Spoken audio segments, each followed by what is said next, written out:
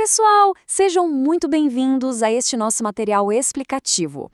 Eu preparei este guia de estudos com um objetivo bem claro: pegar os conceitos do nosso e-book e traduzir tudo de um jeito super didático e direto para facilitar de verdade a compreensão da matéria. Hoje, a gente vai explorar como a sociedade lida com o maior problema da nossa existência: o fato de que a gente tem desejos quase infinitos, mas vive num mundo onde os recursos são infelizmente muito limitados. Então, vamos lá, vamos mergulhar nisso juntos. Nossa jornada de estudos hoje está dividida em 6 passos bem práticos. Primeiro, o problema da escassez. Segundo, as 3 questões fundamentais. Terceiro, possibilidades de produção e custos. Quarto, o fluxo circular da economia. Quinto, fatores de produção e bens. E para fechar, as divisões da economia. Sem perder tempo, vamos para o tópico 1, o problema da escassez. Para começar, vocês sabiam que a palavra economia vem lá do grego antigo oikonomia?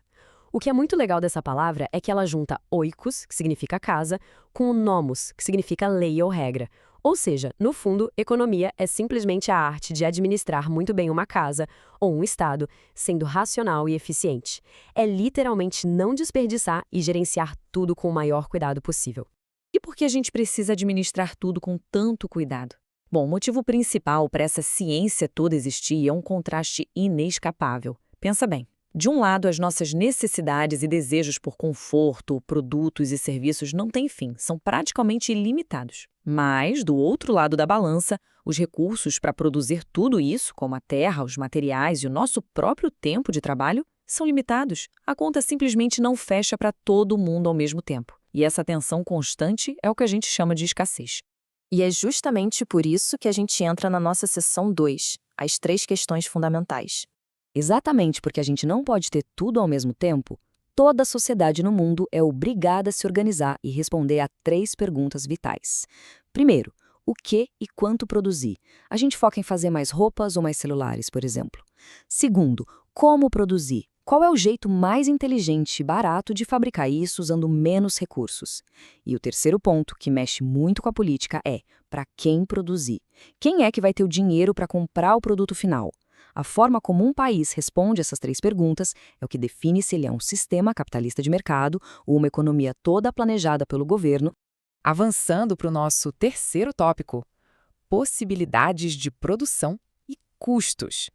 Para a gente visualizar isso sem ficar quebrando a cabeça com conceitos abstratos, vamos imaginar um país fictício que só fabrica 2 coisas na vida: motos e chocolate. Se a gente colocar todos os trabalhadores e máquinas para fazer motos, a gente consegue produzir 250 mil motos, mais 0 chocolate. O ponto-chave da nossa matéria aqui é que, se a sociedade quiser começar a produzir algumas toneladas de chocolate, obrigatoriamente ela vai ter que abrir mão de fazer algumas motos. Não tem mágica, os recursos são fixos, lembra?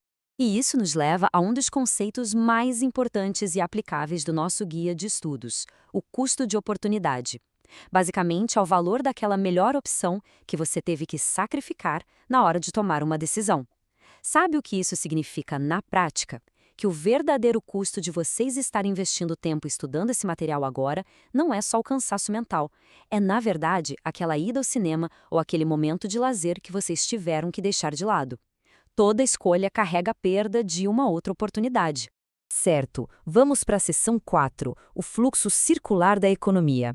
Agora que a gente já entendeu como as escolhas funcionam, vamos olhar o motor inteiro rodando. A economia do dia a dia funciona em 2 vias que correm juntas. De um lado, a gente tem o fluxo real, que é o movimento das coisas físicas mesmo. As famílias oferecem seu trabalho para as empresas e as empresas devolvem produtos e serviços para as famílias. Do outro lado, rodando na direção oposta, a gente tem o fluxo monetário, que é o dinheiro pagando por esses produtos e remunerando o trabalho em forma de salários. Quando a gente junta essas 2 vias, temos a circulação de renda, que é literalmente o coração da economia batendo. E dentro desse fluxo, a gente entra no nosso tópico 5, fatores de produção e bens. Prestem bem atenção aqui, porque isso costuma cair bastante. Qualquer recurso essencial que a gente usa para fabricar alguma coisa é chamado de fator de produção. E para facilitar muito o nosso estudo, cada fator tem um nome específico para sua forma de pagamento. Olha só, o trabalho é pago com salário, o capital gera juros. O uso da terra é pago com aluguel, a tecnologia rende royalties e a capacidade do empresário em gerenciar tudo isso é recompensado com o lucro. Tudo tem uma caixinha certinha na teoria econômica. E o resultado de todos esses fatores suando a camisa juntos são os nossos famosos bens. A classificação deles no nosso e-book é bem lógica. Tem os bens livres, tipo a luz do sol e o ar que a gente respira, que não tem preço porque são abundantes. Aí temos os bens econômicos, que custam dinheiro justamente porque são escassos. E esses se dividem em bens de capital, como máquinas de fábrica, bens de consumo, que é a nossa comida ou um celular, e os bens intermediários, que são as matérias-primas que vão ser totalmente gastas no meio da produção. Chegando na nossa reta final, tópico 6, as divisões da economia. Para organizar essa ciência imensa, a academia divide a economia em 4 áreas. A microeconomia, que usa uma lupa para olhar como os preços se formam e como as pessoas interagem em um mercado específico. A macroeconomia, que já olha o cenário todo de cima, estudando coisas grandes como o PIB e a inflação de um país. Temos também a economia internacional, que cuida das transações pelo mundo afora. E, por fim, o desenvolvimento econômico, que foca especificamente em como melhorar o padrão de vida das pessoas no longo prazo. Mas olha, tem um detalhe super importante para a gente não escorregar no entendimento. A gente precisa saber separar o que é um argumento positivo de um argumento normativo.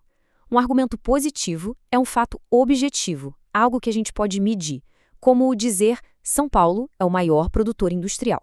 Já o argumento normativo, pessoal, carrega uma opinião, um julgamento de valor sobre o que deveria ser feito ou qual política deveria existir. É a diferença entre o que é e o que a gente acha que deveria ser. E no meio de todas essas planilhas, teorias e gráficos, a gente nunca pode esquecer o essencial.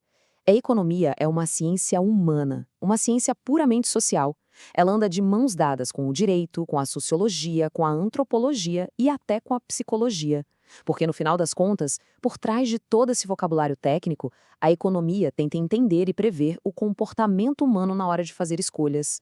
E para a gente amarrar esse nosso material explicativo e testar o que vimos sobre argumentos normativos, vou deixar uma provocação inspirada no nosso texto. Considerando que a gente vive num mundo de escassez, pensem no seguinte: o combate ao desemprego deveria ser a prioridade absoluta de um país, mesmo se o custo disso for um aumento da inflação? Ponderar os sacrifícios de cada lado é o que faz o estudo dessa matéria valer a pena. Pensem muito nisso. Um grande abraço, turma, e ótimos estudos pra gente.